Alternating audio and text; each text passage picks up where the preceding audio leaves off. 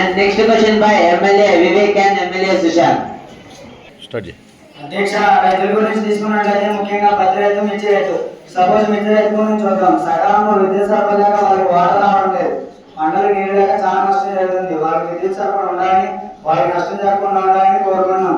అధ్యక్ష, మిర్చి తోట పండడం వల్ల చాలా మంది నష్టపోతున్నారు. మిర్చి పంట పండకపోవడం వల్ల ఎందరో ఆత్మహత్యలు చేసుకుంటున్నారు. సీఎం గారు ఏం చేస్తున్నారని అడుగుతున్నాను అధ్యక్ష. అధ్యక్ష, సూపర్ 2020 యూఎస్పీ డేబీ 20 యూరియా పురుగుల మందులు 500 అయితే 1000 రూపాయలకి అమ్మేస్తున్నారు. ఈ ప్రభుత్వం వచ్చాక రేట్లు ఎక్కువగానే పెంచేస్తున్నారు. రైతు దేశానికి వెన్నెముక అన్నారు కదా అధ్యక్ష. ఎప్పుడు ఏం చేశారు మీరు? వాళ్ళకి మార్కెట్లో తగిన గిట్టుబాటు ధరలు లేవు. అసలు ఎందుకు ఈ పరిస్థితిని అడుగుతున్నాను అధ్యక్ష.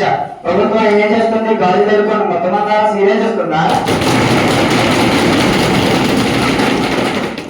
10 ఎకరాల వారికి ఒక బోరు ఒక ట్రాన్స్ఫర్ ఇవ్వాలి. 5 ఎకరాల వారికి కూడా ఒక బోరు ఒక ట్రాన్స్ఫర్ ఇవ్వాలని అడుగుతున్నాం.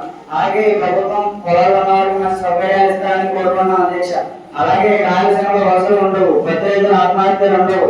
అనంతపురం జిల్లాలో, ప్రకాశం జిల్లాలో పౌడర్ బాధితులు ఉండరు, చైనా కార్మికుల సాగులు ఉండవు.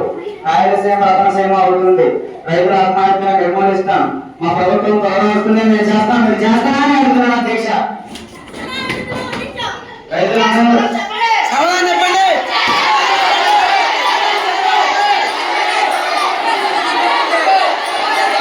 రైతులందరూ నలుగురికి ఆనందంగా ఉండేలా మా ప్రభుత్వం ఏదైనా చేయడానికి రెడీ. ఉచిత విద్యుత్ మార్కెట్, ఉచిత విద్యుత్ మోటార్ కరెంట్ 24 గంటలు ఇచ్చే విధంగా మేము చేస్తాం.